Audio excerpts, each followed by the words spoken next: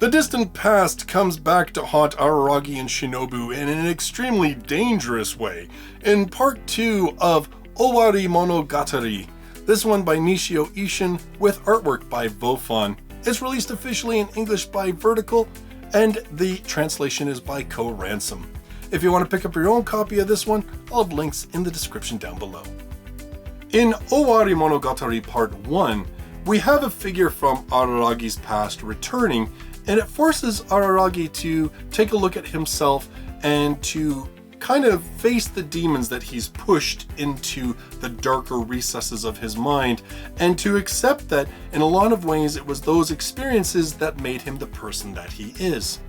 In part 2, we have the first thrall of Shinobu returning into existence, and it forces pretty much Shinobu to make those same observations about herself, and of course it forces more of a introspective look at the relationship that Araragi and Shinobu share.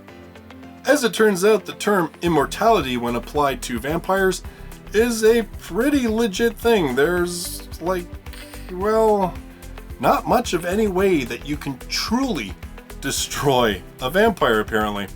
And with this book, we not only get a look into Shinobu's state of mind and everything else, but we are also given a glimpse into why Araragi's town, it seems to be a hotbed for aberrations, why the abandoned shrine has been such a central place for the entirety of the series.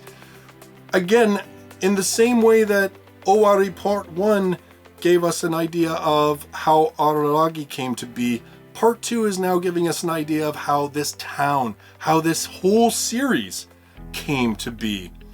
It's pretty a big deal, right?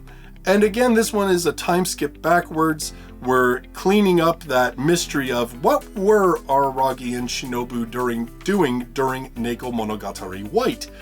If you recall back in that part, they were pretty much absent, MIA, for the vast majority of the book, and we only knew that there was something serious going on, but we really didn't know what. Well, now we know.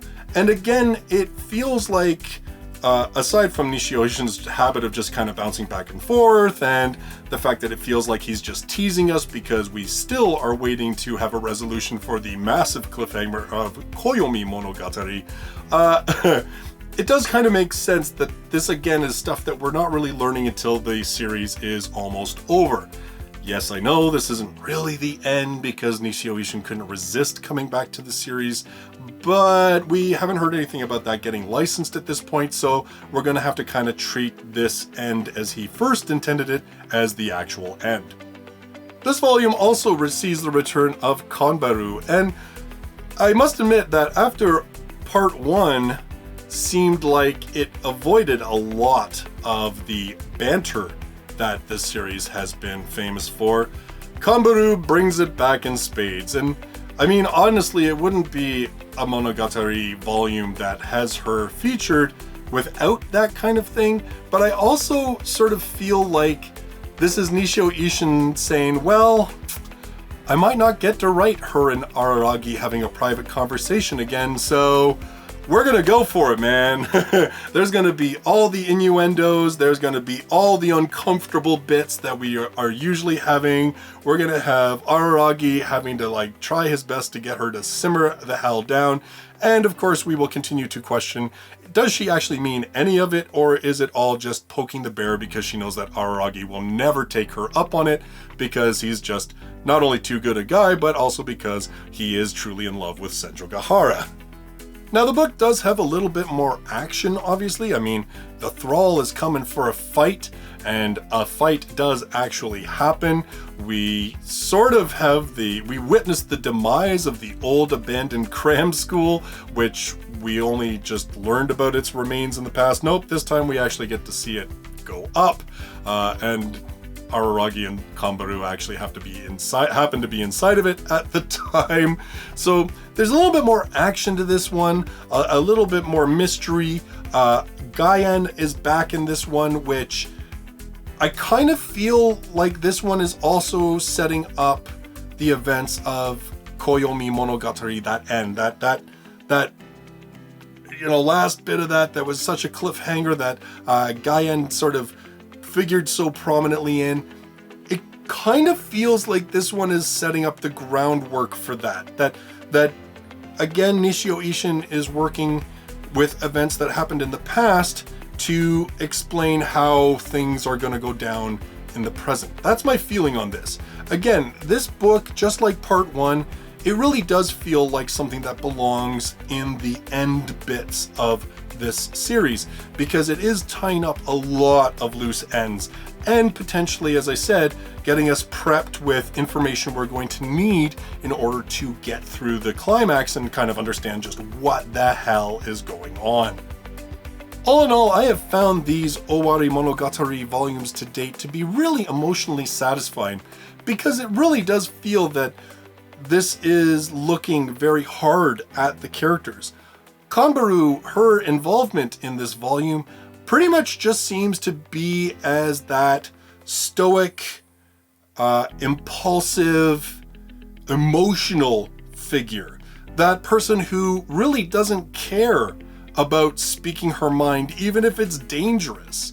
There is this great scene between her and Shinobu where she's kind of trying to force Shinobu to just face facts and face the reality of what's going on and to face her own feelings. And it becomes really pivotal as the book goes forward.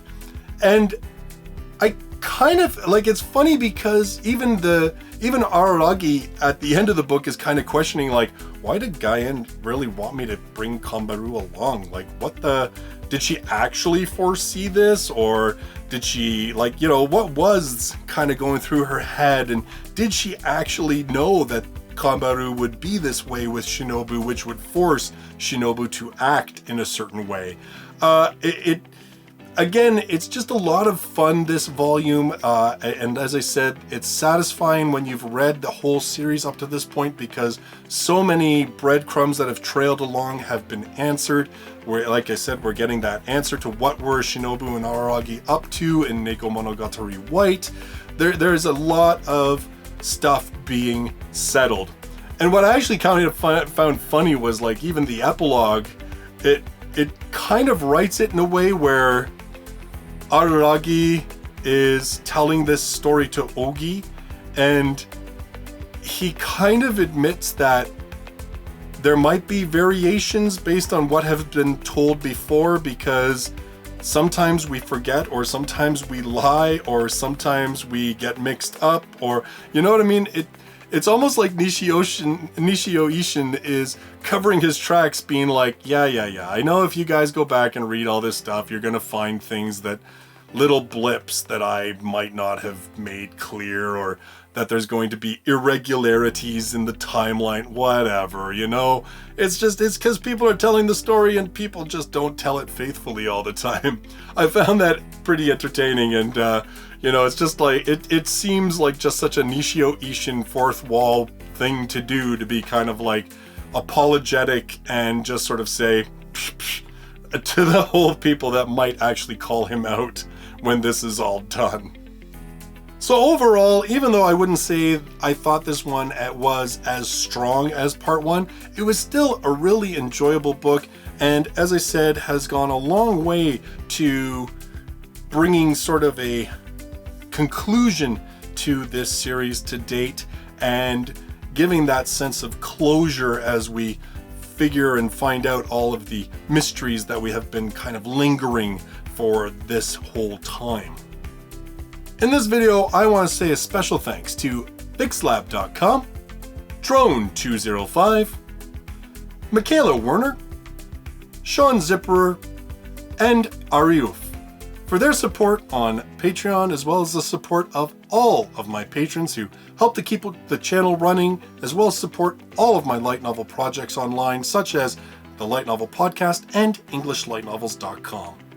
So for my next review, I am going to head back to another brand new volume number 1, a recent release.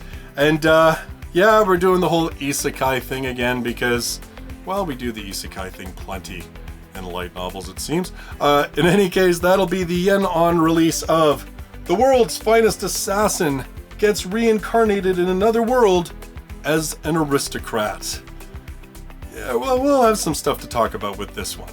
That'll be my next review. Until then, thank you so much for joining me in this video, and I look forward to seeing you in the next one. Till then, bye-bye for now.